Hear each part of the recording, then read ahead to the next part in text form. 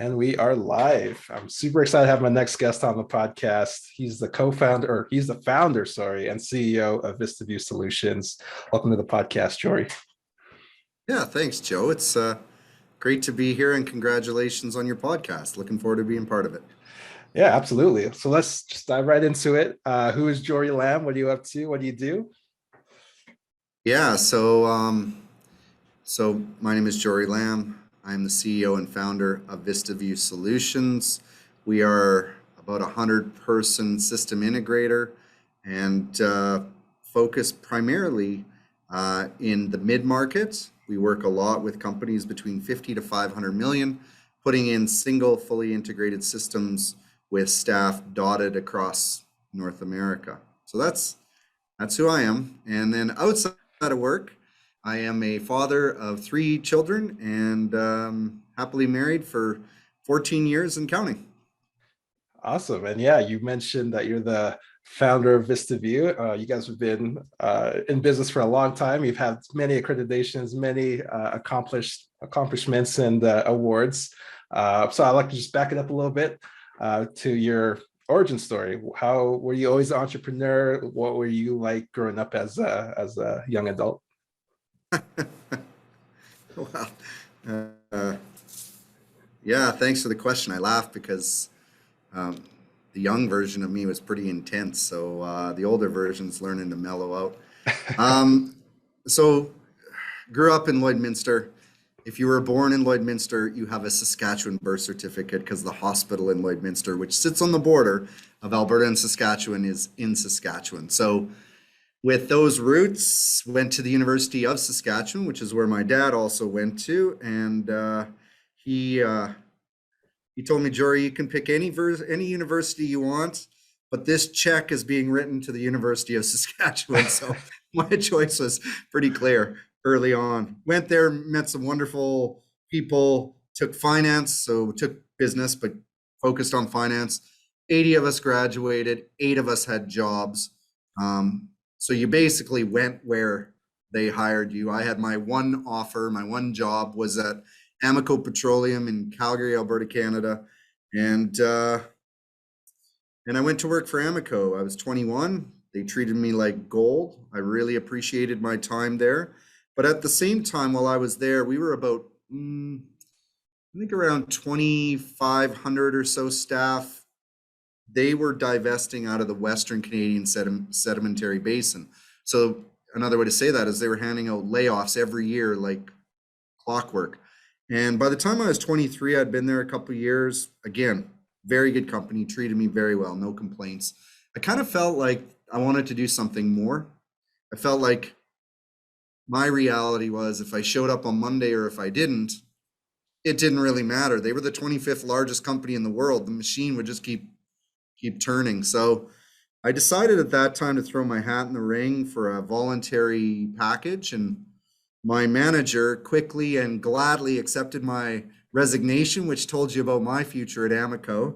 And I took my $12,000 package, which I thought was like winning the lottery, and started what we now call VistaVu Solutions. So, through many twists and turns, which I'm happy to get into as much detail as you do or don't want to. Started as a 23-year-old, and 25 years later, we've grown up to be a very different company with a very different offering, and hopefully, I'm a very different leader than I was 25 years ago. Wow, that's amazing. How was that jump from, the biweekly paycheck, first and the 15th, to now starting your own business? Well, how's that experience like for you? Yeah, that's a long time ago. So I think when I was hired, I was like friends of mine who also graduated from finance and accounting. They went to work and they were working for pennies on the dollar. I went to work for an oil and gas firm. So again, jackpot. And so going from that level of comfort, and again, appreciate this is 1996. So going from my 34,000, 32,000 a year salary, which was a lot then, I I remember the first year I stood up VistaVu. I was working in my apartment. I lived on Fifth Avenue downtown in this like 800 square foot apartment. And I think my salary was $13,000. Wow. And so, you know, it comes with sacrifice, right? Like everyone knows that. That's nothing new. But sometimes you eat steak and sometimes you eat beans. And that year I ate a lot of beans. Wow, that's amazing. That's almost a third of your previous salary, and you each had to Yeah. Yeah. navigate through that. Yeah. Well, and again, it's, it's good.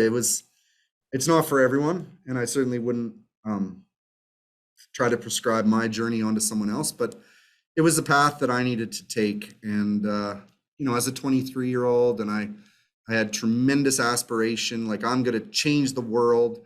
And not that that's diminished. I still think I and the rest of this great team is going to change the world.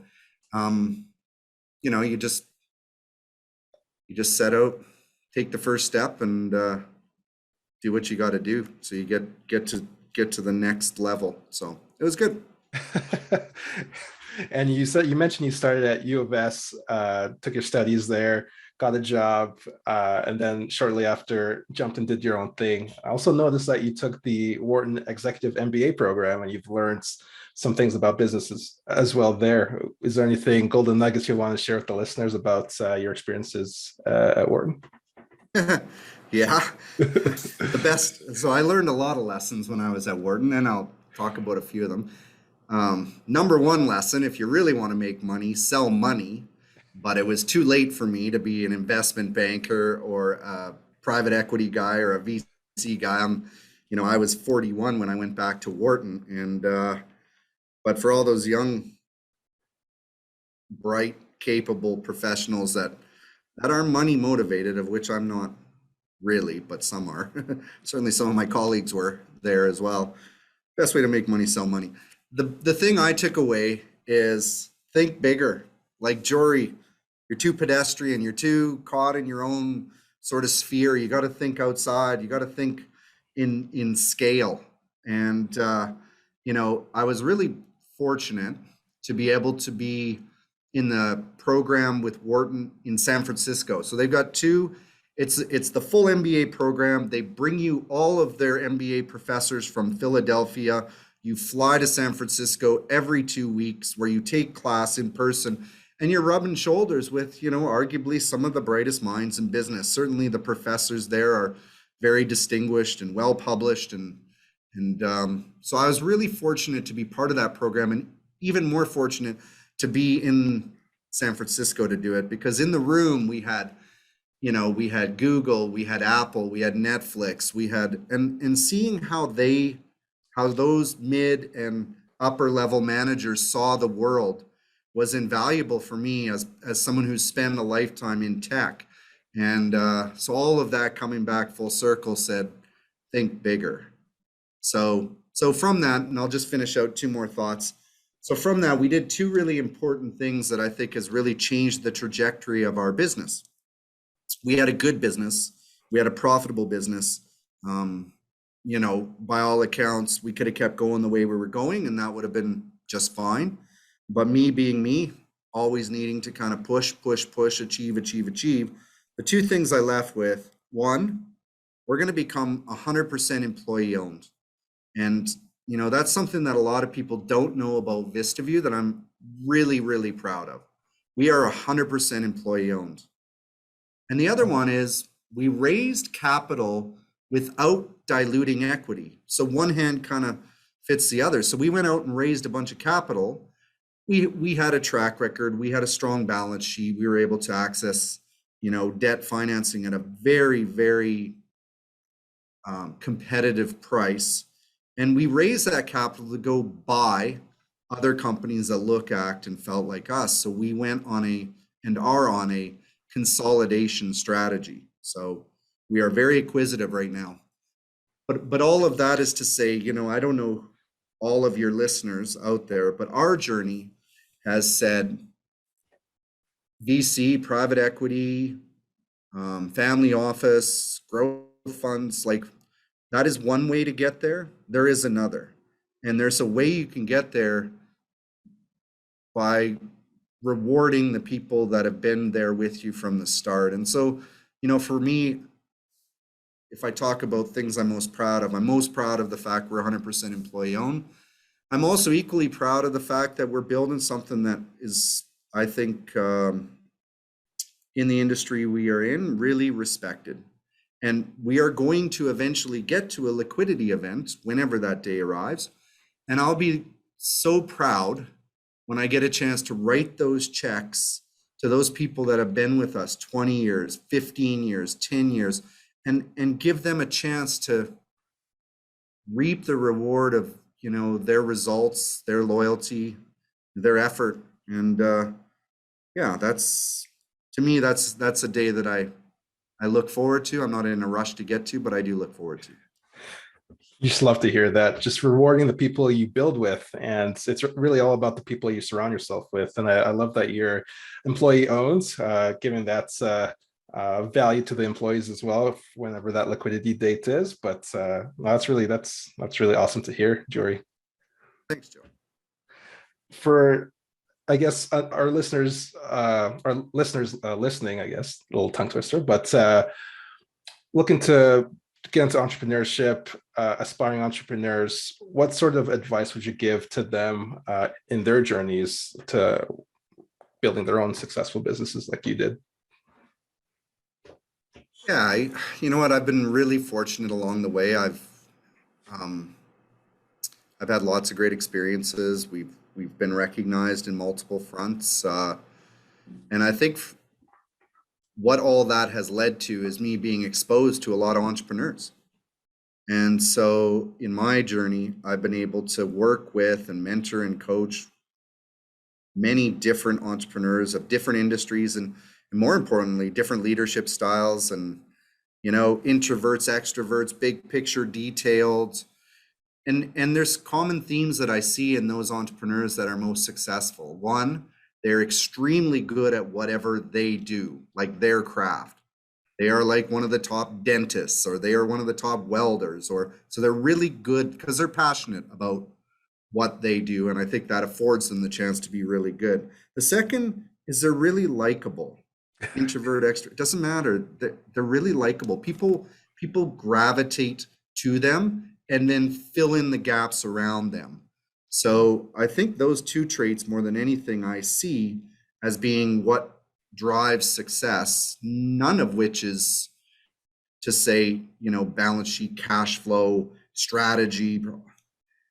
I would say this, when I've coached and mentored different businesses, number one reason that I've seen and experienced that businesses fail, lack of focus.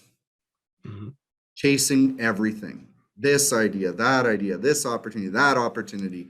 And it's tricky, right? When you're first starting out, as we did, number one goal is like, make it to tomorrow. That's all you think about, right? I got payroll. I just got to sell something. Doesn't matter really what it is. We'll just got to sell it. And then as you mature, you start to sort of hunt with a rifle and not a shotgun. But in those early days, it's hard to say no. It's hard to say no for survival. But then when you get beyond that, it's hard to say no because everything's exciting. Everything's an opportunity. So I think focus is the first lesson I would tell an entrepreneur who is in the early stages of their life cycle. For anyone thinking about getting into entrepreneurship, I would say take the first step. It is, I see a lot of friends and colleagues that are pausing for perfection, right? Like they're going to build this great product or this great plan or this great, and the reality is the first idea is usually pretty terrible. I know it was in my example, awful business plan, awful idea. And it's not uncommon to, if we're willing to put our pride to the side, it's not hard to say, okay, you know what, we tried, that's not going to get us to the finish line. We're going to do something a little different.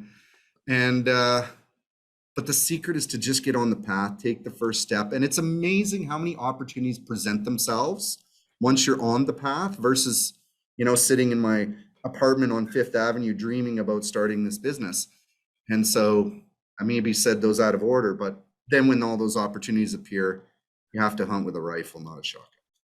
Mhm. I love how you say that. It's really almost sounds like analysis paralysis. You're kind of in your room, just thinking of all the different ways you can strategize and get this thing off the ground. But it's really at the end of the day, just taking the first step, like you say, and seeing what the data says out there. So, Yeah, I think asking for help. I think a lot of entrepreneurs or would-be entrepreneurs are, can be at times timid to share their idea. Maybe it's a bad idea. Maybe they're worried someone will take their idea, but nobody's going to be more passionate about your idea than you. And there's so many people out there that want to help you be successful, that want to help the industry be successful. So yeah, just get on the path and see where it takes you. I don't know that I would prescribe the same journey of like quit your job and eat beans for a year. I'm not sure that's part of my lesson. I might suggest you test some things and try some things while you have that stable income and give yourself the chance to have a little bit softer landing. But the 23-year-old version of me was never going to listen to the 49-year-old version of me, so it didn't matter. He was just going to run straight head on into the wall, whether it killed him or not. Didn't matter. So there's a certain level of courage to do that as well. That's well, when you talk about entrepreneurship, we always see sort of the unicorns or the success stories, but there's obviously some challenges and barriers to success along your journey. For you, Jory, was there any big challenge that sticks top of mind that you have to build that resilience to move past, or anything you'd like to share with the listeners? yeah. So arguably your best salesperson in your organization needs to be your founder, your leader. Like whether they're selling a product or selling an idea or selling a vision, they need to be your best salesperson. Otherwise, nothing, as the saying goes, nothing happens without a sale. So I am 23 years old. I am wired more for accounting / finance. Selling to me sounds scary, or sounds like used car sales. Like it just, and so I found a million and one reasons not to pick up the phone, not to actually sell. Well, you can quickly imagine where that leads you when you're not selling, right? It's a short runway if you don't sell. So I would go out and I would sell something just enough to kind of pay the bills, to live to fight another day, and then I would get back to doing whatever else I could to not sell, to avoid selling. And then did that seesaw for a little while. In 2001, we were technically bankrupt. Debt was greater than assets. So negative equity means you're bankrupt. And I remember this. I mean, we're all influenced by our experiences, right?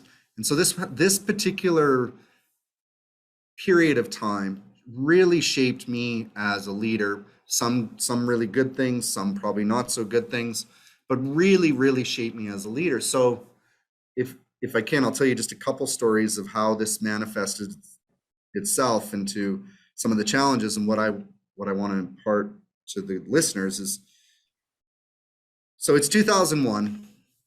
We're technically bankrupt, and I'm exhausted. Like I've spent 5 years swimming against the current, and it's been a hard slog. And so then I just decide, you know what, I need a break. So I give $30,000. Our bills were way bigger than this, to my bookkeeper, and I say, I'm going to Australia for 6 weeks. Sprinkle this around to all of our vendors, keep them at bay. I'll be back. I promise I will be back. My visa will expire. They'll make me come home. So I'll be back. And she's just like, but she does it, thankfully. And I get this $30,000 loan, love money, from my parents. And so now I'm more indebted to them. And I go to Australia. And first couple weeks, I don't want to think about it. I'm beat and tired. End up on a bus, stranded. A cyclone comes in. We're traveling up the East Coast. Have you been to Australia, Joe? Not yet. It's on the You bucket gotta list. go. It's an amazing country, beautiful people, and just beautiful scenery. So up the East Coast, we get a cyclone that comes in and it strands us. The water starts rising, and it's covering the tires, and we're just stuck in the middle of the road. So it's about 2.5 weeks into the trip, and I say, okay, finally, I'm I'm ready to think about this now. So so I'm on the bus and I pull out this book. It's called The E-Myth by Michael Gerber, and it's been around forever. And I start reading it and reading it and reading it, and I'm kind of getting absorbed into it. And I realize, you know what? And I leave with this sort of, 4 hours later on the bus, just stranded on this bus in Townsville, outside of Townsville. I'm like, Jory, if it's meant to be, it's up to me. And that mindset, it's just, I don't know what happened, but a switch flipped, and I'm like, time to get out from underneath your bed. Time to stop being scared. Time to start swinging for the fence, because you're done. It doesn't matter now what happens. You're done. So I finish out my trip, another 3 weeks, and come back rip raring, ready to go, and really kind of never looked back from there. The things that I did, I surrounded myself with people who were good at areas of the business I wasn't, because I wasn't bad at sales. I was actually really good at solving business problems. I was terrible at cold calling. Like, who isn't, right? So, or many of us aren't.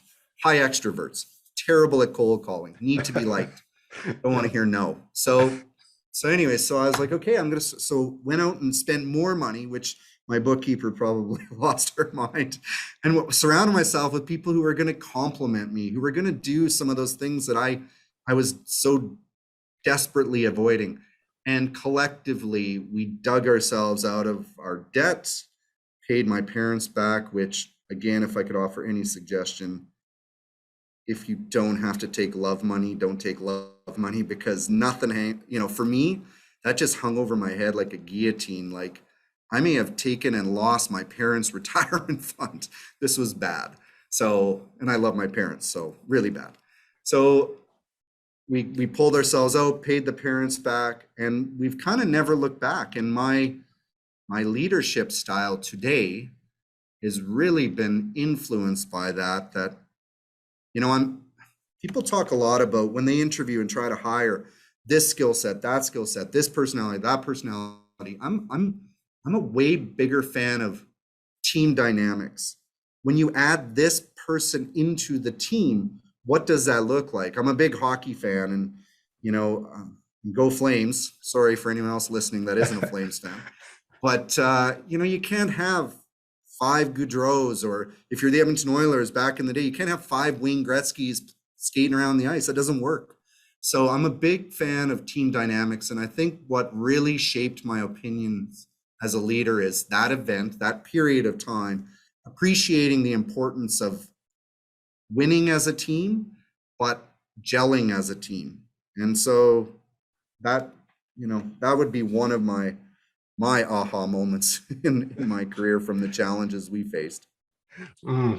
Yeah, I love the team dynamics. As my listeners know, I used to play football at the University of Alberta, and I always have analogies from business and sports that it's really just about the team, how the team gels and the team chemistry, and everybody needs to play their own position and their role on the team. So, like you mentioned, not everybody could be Wayne Gretzky or Johnny Gaudreau. Everybody has to have their own specific role and position on the team to make the team successful. So, well, and I think football is just the perfect analogy because, while the left tackle gets no love, no praise, no glory, it's always the quarterback, the receivers, and the running backs. They don't do their job, the whole play falls apart. The whole game, you're not gonna be able to execute. So I think football's, like, for business, it is the best sport for analogy. Yeah, good. Hey, cool. Yeah, absolutely. One thing I did want to touch on real quick when you're sharing your story was that you read the E-Myth Revisited. I've read that book. I love that book as well.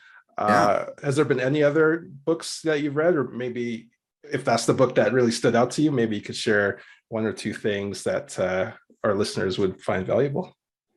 Well, I think similar to yourself, Joe. I think we share a voracious appetite for knowledge, right? We're lifelong learners. So one book that was highly influential in our evolution as a company was a book called, now Scaling Up, at the time it was called Mastering the Rockefeller Habits. It was by it is by Vern Harnish, and he is the founder of the Growth Institute and one of the early founders of EO. So in my journey, I had a chance to join. So I had a mentor, several actually through the years. If you don't have one and you're starting your own business or running your own business, it's so imperative to have one, if nothing else, just for sanity. But there's so many smart business leaders in this community that can offer guidance and are happy to help, that it would be a mistake not to take advantage of it. So I had mentors. Then I joined EO, Entrepreneurs Organization, and was part of that for 10 years, and definitely adopted a lot of the mastering the Rockefeller habits in our own business, things like that people hear common day, but at the time, maybe not. So daily huddles was something that was kind of new and novel. And so we introduced those. A one-page strategic plan, not a book on your strategy, like one page, get it down.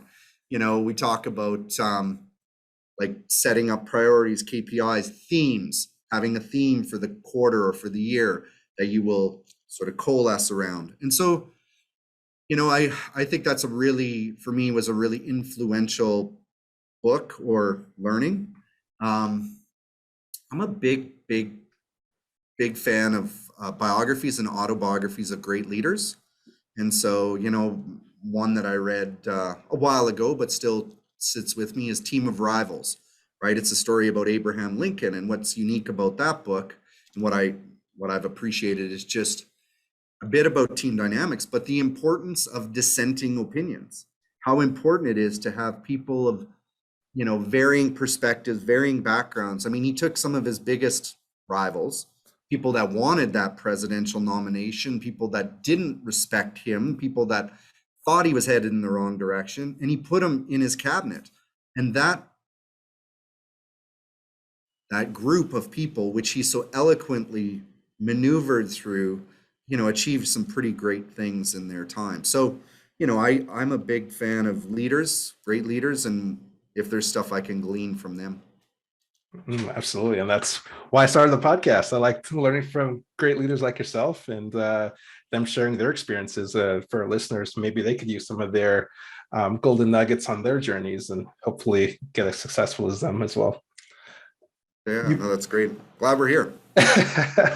You mentioned most entrepreneurs are voracious readers or learners. For you yourself, what's maybe something that you're really curious about right now? Yeah, right now I'm really curious about emotional intelligence, emotional quotient. As I've described, and I've left lots of pieces out in between, sort of like the filling. I've given you both crusts, where we started from and where we are today. My role has continued to evolve, and so let's just start macro. The world is changing, or has changed, right? Whether it's COVID, whether it's the environment, whether it's ESG, whether it's DIE, like the world's changing. And as a leader, and then if I go more micro within VistaVu, the products we're offering, the buying behaviors of our customers, the makeup of our staff, what they care about, it's changing too. So the world's evolving, and I need to evolve with it. We all do. This isn't unique to me. We all need to evolve in how we show up, in our leadership styles, and so I'm spending a lot of time, more than I ever have, thinking about how am I showing up? How am I communicating? What impact, positive or negative, am I having on my teams? And how, and on a daily basis, what should I be doing to best serve, the organization and its constituents? And so I am thinking, I'm infinitely fascinated by people. Start there, and then I'm very committed to wanting to do the homework, to put in the effort to make sure that I'm growing and being the leader that I want to be as the company continues to evolve. I love that's about learning from people and communicating with those people. So, from your experiences, I'd love to know what is maybe a common misconception about leadership that you've learned through the micro of leading VistaVu and your experiences and journey. Yeah, I think a common misconception is the leader is the most important person in the room. I think that's complete. Well, we're on a podcast, but I think that's really false. I think that's really inaccurate. You know, this is my opinion, so I'll own it. But I think the single most important person in a movement is not the leader, but the first follower. Because you're not a leader if nobody's following you. You're just some guy or girl shouting in the woods. That's who you are. And so the first follower, making sure, and if we rewind the clock back to the early days of me starting VistaVu, the single most important decision I think any entrepreneur will make is their first hire. You get that right, life is easier. You get that wrong, life is harder. Full stop. So I think a common misconception is it's about the leader. It's not about the leader. It's not about the first follower. I just say that because I think it's important to acknowledge surrounding yourself early with the right people. It's and it'd be cliche to say it's about the people. It's not. The people are gonna, the staff and the employees are gonna be who they are. You have to make sure that you've put them in a position with the right team to really leverage their skills and strengths and passion and energy. I think when I think about leadership, I think it's about when things aren't going well, people often say, well, they got to change. We got to, the company is changing. They got to change. But no, the leader needs to change when it's not going well. The leader. So I've said a lot of different thoughts, but it's what I would say again is it's not about the leader ever. Leader has to have a vision. They have to have a passion and they need to be committed to that. After that, they need to just evolve and they need to adapt because the organization is what it is. And where they see change that they need to see, it needs to start with them. That's powerful. Actually, one quote that always sticks in my mind, I can't remember who said it, but it was that people don't work for leaders, the leader works for everybody else. And I think that was pretty powerful. Very similar to what you said as well. It's you're putting people in position to thrive and succeed in their roles, and you're of service to them to help them reach their full potential, not the other way around. So, Yeah. And again, I think a good leader has an obligation to push people out of their comfort zone, to challenge them to achieve more than they ever believed they could themselves. I think that's a role and that a leader has to play. But to your point and what you said earlier, you're in a servant leadership mindset. So serving people sometimes means making them uncomfortable. absolutely. Service above self. There you go. So I'd love to get your perspective. You've been in this beautiful city, Calgary, for many years now. How has it changed from your perspective from when you first started to where it is today, where you are today? Well, I've been here since 1994, so it's changed quite a bit. You know what it hasn't changed about Calgary that I love is just it's got an entrepreneurial spirit to it. You know, quote unquote cowboys and mavericks, and I see that now. The oil and gas industry is what drove this economy, and undoubtedly, the world's appetite for hydrocarbons won't diminish in the near term. But I love the fact that there's so many dynamic people in the community looking at ways to help diversify the economy, ways to leverage the expertise we've built in oil and gas. So I'm a big fan of the people of Calgary because I believe that not every place I've been to I can say this of, but if you want to make a difference, if you want to drive change, if you want to make something happen, you can do it here and people will be cheering you on. That's not everywhere. And so I like Calgary's odds. I like the fact that We've got a burgeoning tech industry, which is where I would consider us playing. I like the fact that we have a philanthropic mindset. We're a big city, but we still act like a small town in a lot of ways. There's a lot of community spirit.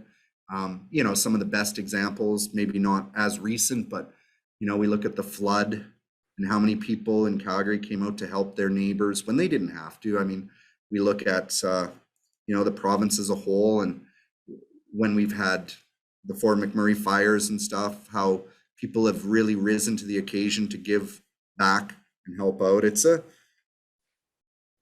think, again, I have a lot of faith in Calgary's resiliency, and it's all about the people. Absolutely. And yeah, just to echo that as well, I think Calgary has such great people, very supportive, and they're also growing tech scene as well. I've actually had the pleasure of interviewing a few dynamic individuals and founders on the podcast as well. So it's great to hear that you're seeing that too, and hopefully keeps growing in the future, 10, 15, 20 years from now. Yeah, no, it'll be, I'm certain of it. We do need a new arena. I don't know who's listening to this. I won't turn this into a political discussion, but yeah, we do need but not too soon. I've got season tickets. I don't want to see the price go up, but someday we're going to need a new arena. So that'll be a different episode. It'll be a different episode. Trying to decompile the 40-year drought between Stanley Cups. Sure. Yeah. One of the things you touched on was the supportiveness of Calgary. And I also read that you're a big supporter of ending family homelessness. So I just want to touch on your perspectives there. What sort of initiatives are you a part of in that realm of things? Yeah, thanks. And everybody's got their own charity, I think. And there's so many wonderful deserving charities in the city and just around the world. So I don't really care what people get behind. I do think that as an entrepreneur, even when we had nothing, and again, it wasn't too long ago that we didn't have a lot. I mean, you can rewind the clock 20 years ago and it was pretty lean. We still found a way to give back something, because if you travel long enough and you travel far enough, it's easy to see how good, and I'll speak only for myself, not for anyone else, how good my life is. And I feel an obligation, for lack of a better term, to give back to the communities that have helped me and the communities that have helped our customers, specifically around homelessness. In the early days, we're big supporters of homeless shelters. Specifically, Mustard Seed was one that we went and donated.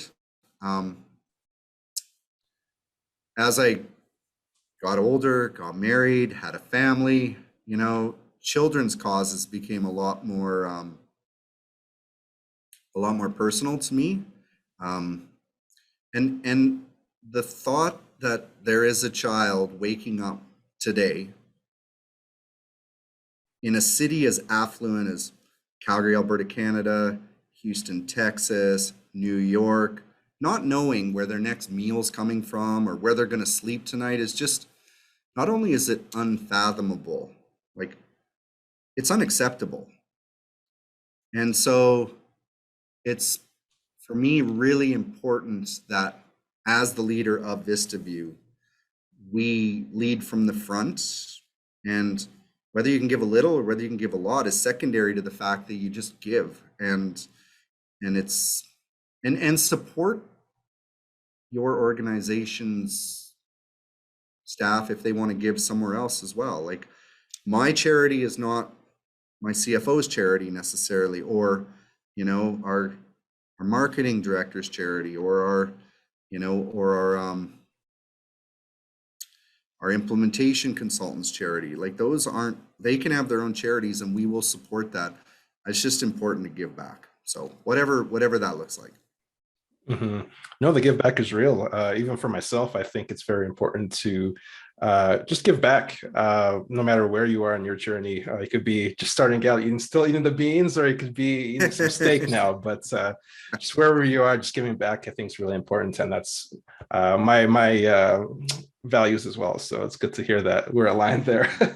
Yeah, that's great. Joe, what's just if I could ask, I know it's your podcast, but I'll ask you a quick, do you have any particular charity or anything that you are passionate about, or are you still exploring, or?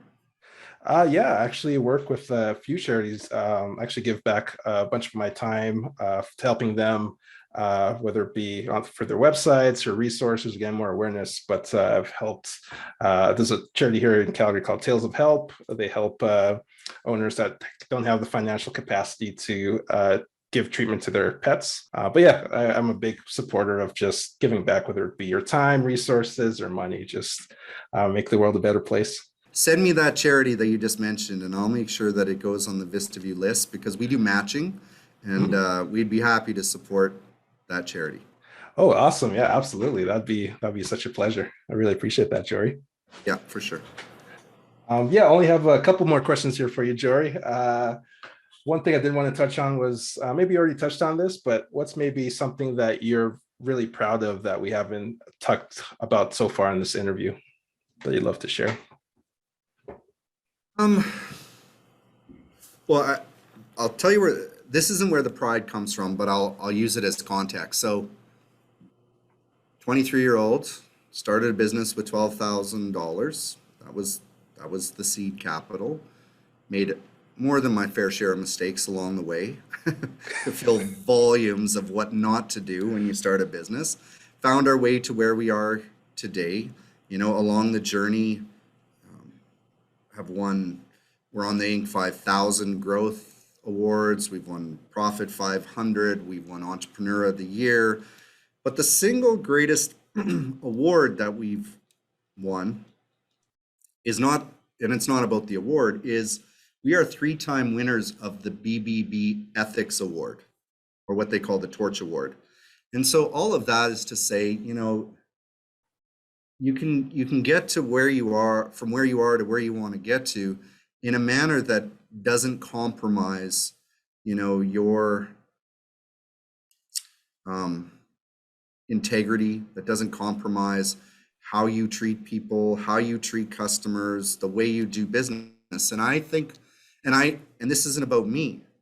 This award is awarded to the whole team, and I believe that the award represents not only who we are on that day, but who we continuously aspire to be. And that's a business we can look back on when it's all said and done and be really proud of. And not proud because we own 3 sky rises in downtown Calgary. That's not it.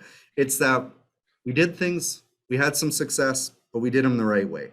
And I think for me, that's the legacy that I hope I can leave. And I love that you're sharing it on the podcast. Where can our listeners connect with you online if they want to just touch base or maybe even pick your brain on follow-up questions?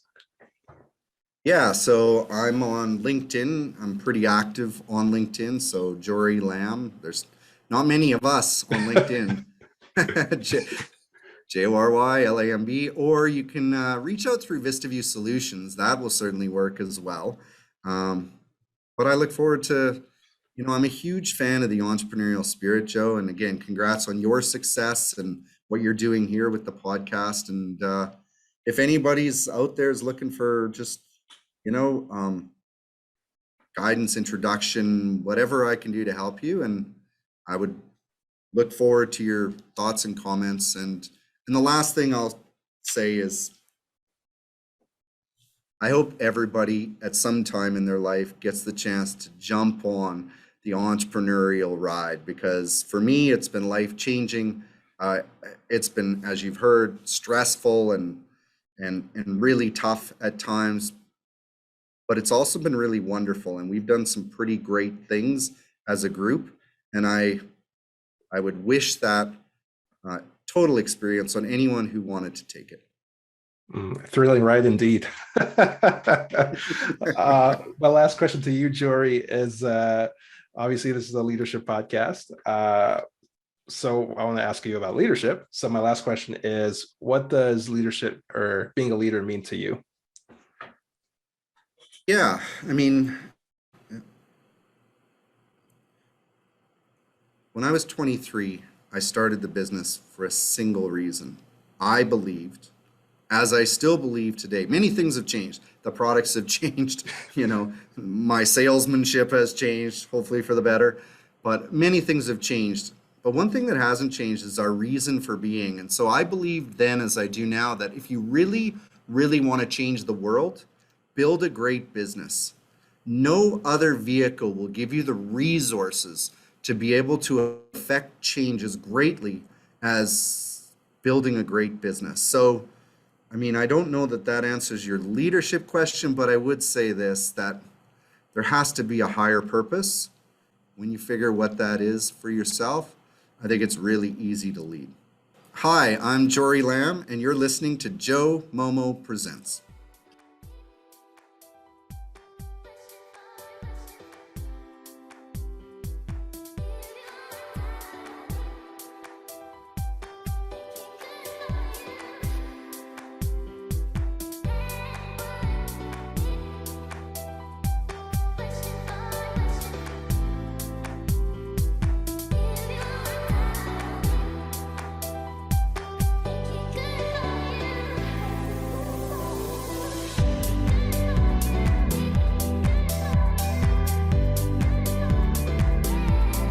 Thanks again for watching the Joe Momo Presents podcast. For more episodes, check out joemomo.com/podcasts. All right, see you next time.